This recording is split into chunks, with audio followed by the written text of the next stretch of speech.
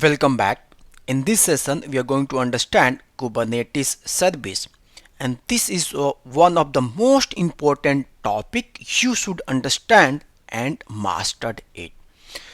So before we understand, let's try to understand why do we really need Kubernetes service, and for that, let's go to our terminal.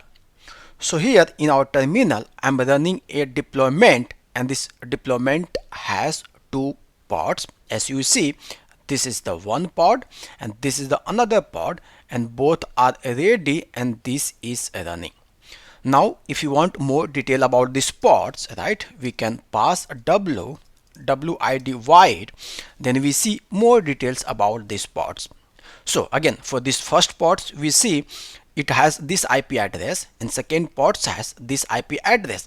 Now this IP address is important because at the end we want to access these pods because one or some application is running here, right? And again we see this is running on the nodes, but currently this is running on the same node because we have the kind deployment and with the one node, correct? Now let's understand this practically. So here, what does it mean? What we see here, we have one node.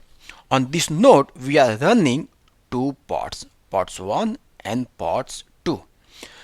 And now imagine here we have the another pod, test pod, and from this pod, I need to access these pods, right? So what I do, so I need the IP address of this pod, right? So let's, if this pod has the this IP address, right, and this pod has this IP address, right? So if I need to access from here, then I need IP address of this pods to access, correct? Now this is the problem, and this is the basic problems of the containers, right? What are these problems? Let's understand this.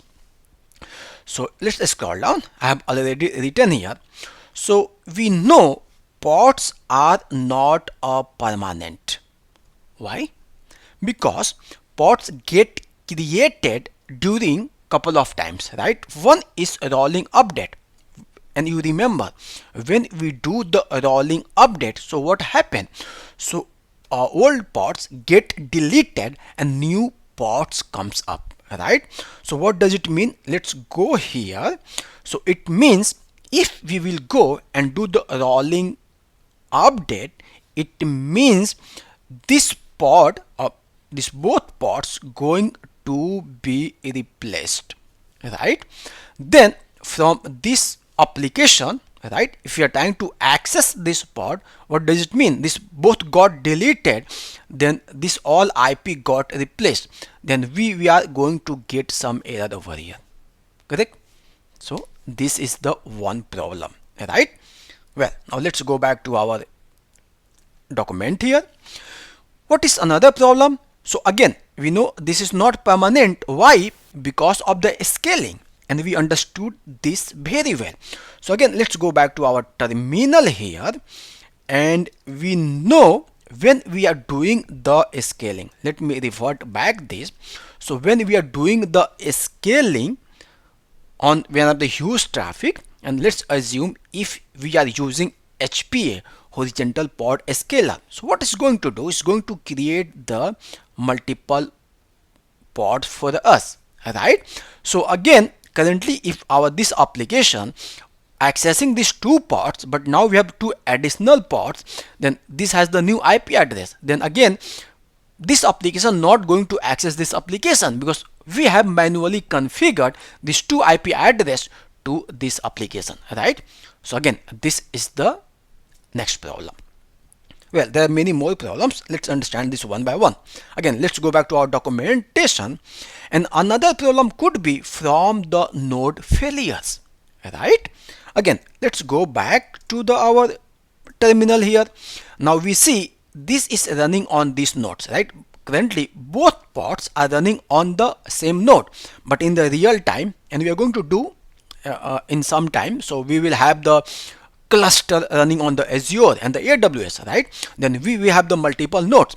So if one of these nodes will goes fail, what does it mean? Means we will have the another nodes, right?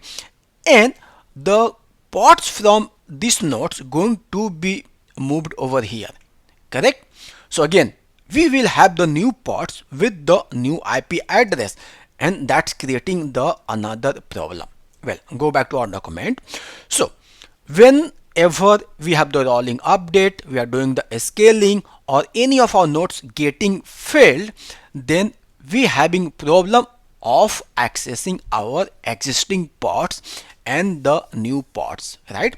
Again, we understood if XYZ reason a pod is getting rescheduled on the different nodes, again we are not able to access those pods, right? Why? Because each time a pods get the new IP address, right? So this is keep changing. So these are the problem. Now we need to solve this problem. And how do we solve the problem? That's where we use Kubernetes feature, and this feature is called service. So what is service? So Kubernetes service is Kubernetes features that act and give us the stable access point that sits in front of one or more pods. Yes. So now if you remember what was our problem was we have initially two pods, then these pods getting deleted while doing the upgrade, or maybe scaling, or maybe node failure, right? So it was very hard for us to access those pods based on the IP address, right? So we need a stable access point, right? So this is what we are going to get from Kubernetes service. So Kubernetes service act as a stable access point that sits in front of our one and more pods. So what it's going to do is basically going to give us permanent virtual IP address. And what is this virtual IP address? This comes from the cluster internal, and that's not going to change. So we are going to get, so when we use a service, so this is going to give us a permanent virtual IP address, and this IP address will come from the cluster internal. So we will use that IP address to access our all pods.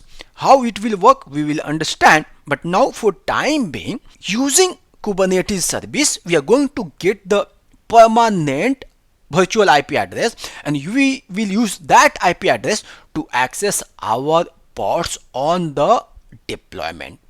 So what will happen?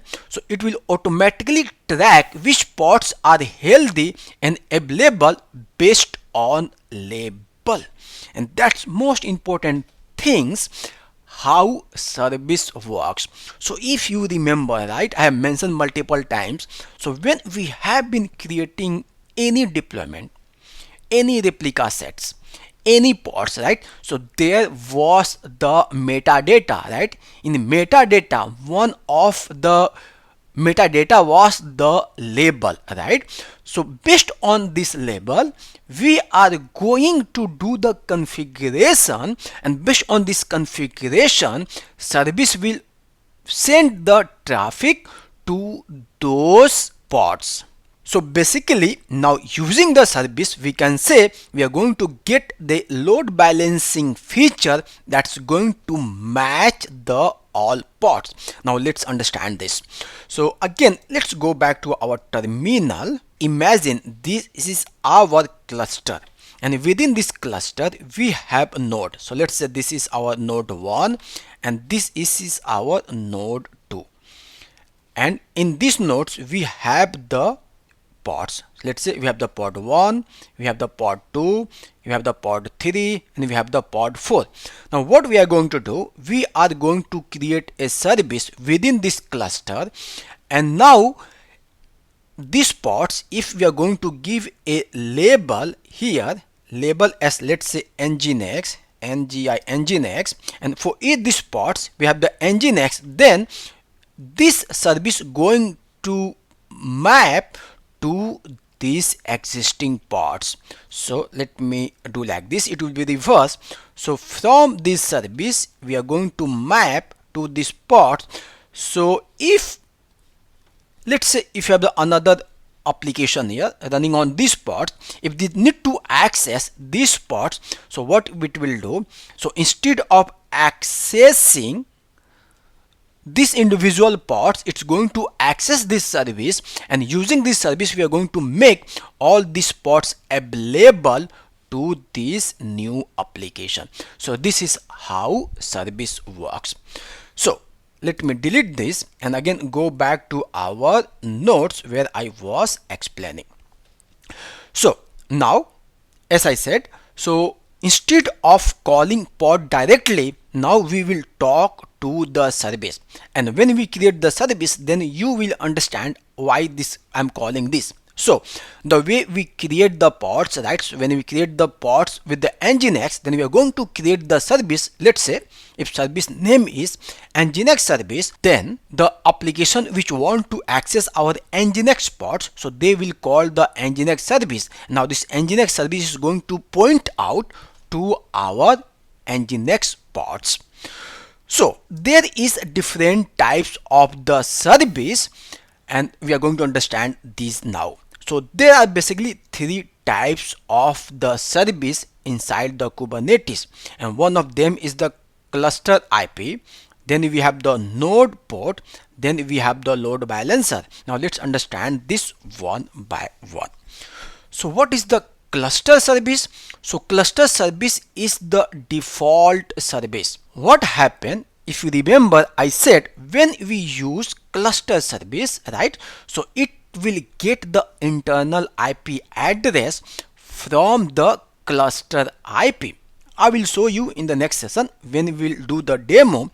It means this is internal only communication between the pods within the cluster. Let me repeat once again. So cluster IP is the default one, as we see here. So cluster IP is the default one, and this is internal only communication between the pods within the cluster.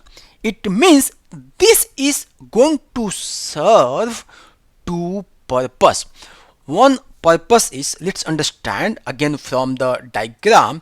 So let's go to the terminal so I can sketch it here. So let's again imagine, let me delete this. If this is our cluster, and within this cluster here we have the node, two node, and here in this node, let's say we have this pod 1, pod 2, pod 3 and pod 4.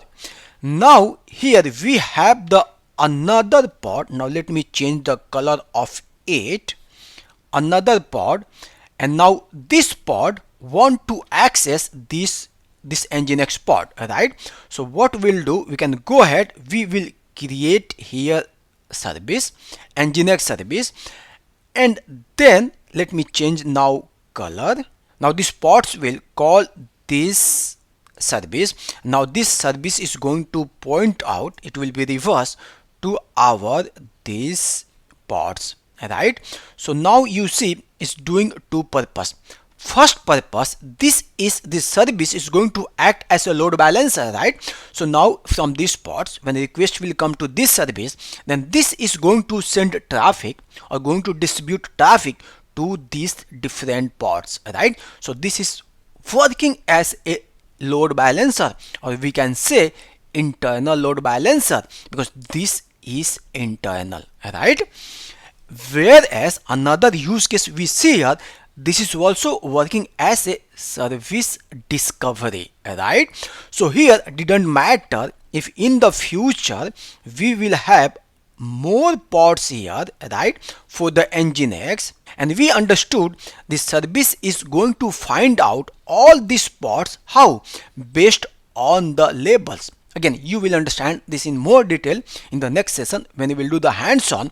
So if we have the more pods, then the service is again looking forward to these pods as well, right? So for this new application, right, which wanted to access all these pods, so it don't have to worry about anything, right, because auto discovery will be taken care by this service. So that is one of the most important concept you should keep in mind, especially when we are using cluster IP service.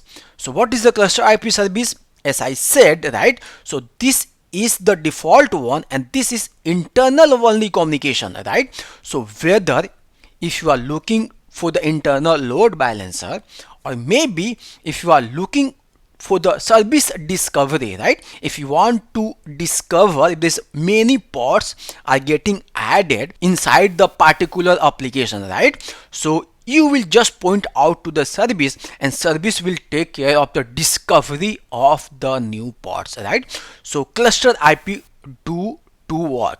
One is internal load balancer and second is as a service discovery. Now we have next service. This is called NodePort. So what is NodePort? So this is basically we use to expose your application on each node IP to a fixed port. So try to understand this. Okay, let me repeat it once again, then again we will understand this practically. So as of now, what we understood, using the cluster IP, right, we will do the service discovery within our cluster, and second, it is going to act as a internal load balancer. Perfect. Now these pods, right, need to be accessed from the internet. So how we can do that? That's where these two services come into the picture. So let's understand this one by one. So first is the NodePort. So what is NodePort? So NodePort is basically way of exposing your application. So way of exposing your application or pods, how? On each node's IP at the fixed port. So let's understand this practically. Let's go to terminal once again. So here, as we understood, let's say this is our cluster, and now this cluster we have two nodes, right? One node and another node. And imagine on this node we are running the Nginx pods. Okay, let's say this Nginx pod. Now if you want to export these pods to the internet, somewhere someone from the internet here trying to access this. Okay, so how do we do this? As of now we don't have any solution, right? So we can use the NodePort. So what happened, as this is the cluster, right, and this is the cluster, and this cluster has this node, and this node had the IP address, right? So on this node IP address, we are going to use one of the port from the node. Sorry, let me revert it. So we're going to use open the port on this node, then we're going to make this accessible from the internet. Again, if this node has the, let's say we have the pod, right, and we want to make these pods available, again we use this node IP, and on this node IP we are going to open some port. On using this port, we are going to make these pods available to the internet. So this is one of way of exposing our application from our node to the internet. Now let's go back to our document, and next is the load balancer. So NodePort is one of way of exposing our application to the internet. How? Using the node IP and the fixed port. Using the node IP and the fixed port. This is another way if you want to expose your application to the internet, that we can do with the load balancer. What is the load balancer? See, this when we use this load balancer as a service, then it must be integrated with the cloud providers. So this is cloud provider specific feature. So if you are running your cluster in the Azure cloud or maybe AWS cloud, then we can use this feature. So when we use a service as a load balancer, then it's going to create a public load balancer Again, it can create the internal load balancer as well. So, but this load balancer will be created on the public cloud providers. So if your cluster is on the Azure cloud, it will create load balancer on the Azure cloud. If your cluster is on AWS cloud, so it will create a load balancer on the AWS cloud, and using that load balancer we are going to expose our application. So these are the basic concepts between the service. So let me quickly recap, and it will make more sense in the next session. We are going to do the hands-on. So service is basically way of exposing our application to the internet, also doing the load balancing, and also doing the service discovery. And as we understood, we have three types of the Kubernetes service. One is the cluster IP, right? And this is only for internal communication, and we understood this very well. So it acts as a service discovery and also as a load balancer. Now if you want to expose your application or pods to the internet, we can use the NodePort. We will understand this practically in upcoming session. And another way of using the public cloud providers load balancer. Well, so that's pretty much I wanted to cover here. In next session, we are going to do hands-on on cluster IP to make it more clear. Thank you so much. See you in the next session.